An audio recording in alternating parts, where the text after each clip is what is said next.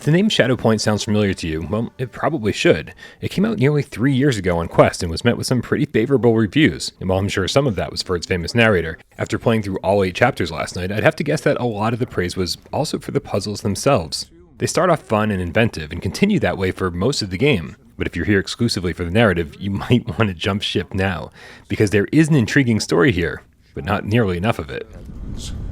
And Lorna McCabe is still alive. I'm tempted to go it alone, ride up there, find out. Every day. Things kick off in about the best way I can possibly imagine. Not only are we blessed with voiceovers from the greatest starship captain of all time, Sir Patrick Stewart, but immediately he presents us with a mystery, one that makes you wonder what kind of world we're about to step into. As our parents bang away on a locked door trying to stop us from leaving, we jump into a cable car that slowly ascends up to Shadowpoint Observatory, and learn about a girl who went missing here on a class trip 12 years ago. Stay right where you are, do not move. It's moving!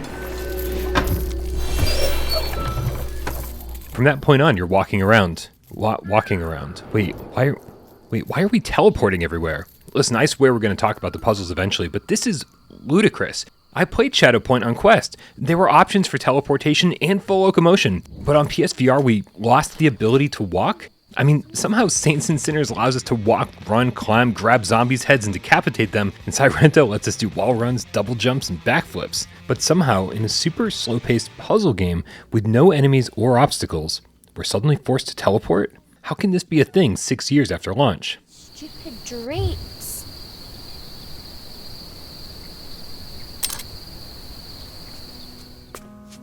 Don't leave again, okay?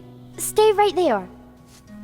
Most of the puzzles here involve taking key items, standing in front of a light source, and casting a shadow of them on an outline.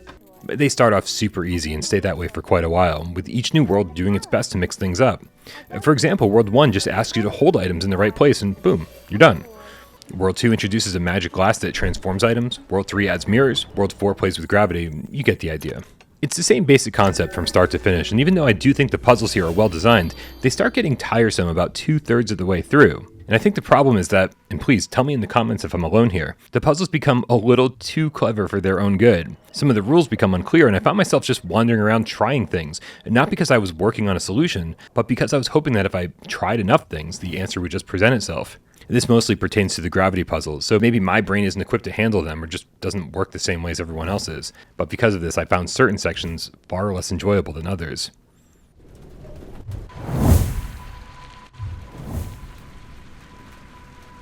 Time's running out, but another trip will kill me. What am I to do? The world of Shadowpoint, despite being low poly, does have a great look to it. Developer CodeSync was able to maintain the high-resolution visuals of the original, and they do a great job of screwing with your perception of reality. So often you'll find yourself in the same room that you just left, or even better, it does the horror game thing where you turn around and find out that everything around you has changed. The downside is that this doesn't always work all that well here. Trying to trigger that change and progress the level is sometimes janky and unresponsive. Like here, I'm supposed to bend down and pick up this apple, and then when I stand back up, well, the world's supposed to have changed. But no matter how hard I try, the game just doesn't understand what I'm trying to do. And when it finally does work, it fades to black with a brand new loading screen that honestly kind of kills the magic.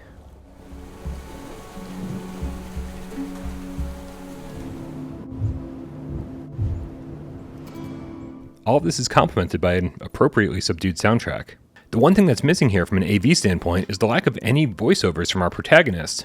Patrick Stewart's voice is from a journal that's guiding us, but you as the main character don't have a voice, and about once per level you find yourself in a conversation with Lorna, the missing girl. But the silent protagonist routine just doesn't work here at all. She speaks directly to you, but the story suffers because we're either not responding or our responses are just implied. It makes some of the more heartfelt moments, or the moments that could have been more heartfelt, kind of awkward. I'll be waiting.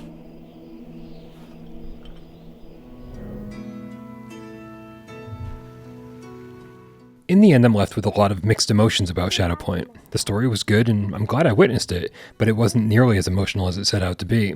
The puzzles were mostly great, but some wore thin, and this PSVR port with its forced teleportation and fade to black loading screens ruin an otherwise immersive game. So ultimately, Shadowpoint falls just a little below average, which kinda sucks, because with just a little bit more love, Shadowpoint could have been great.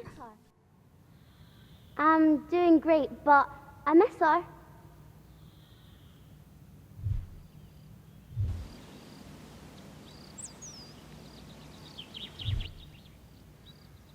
I could cook something. I haven't cooked anything yet. There's a whole kitchen.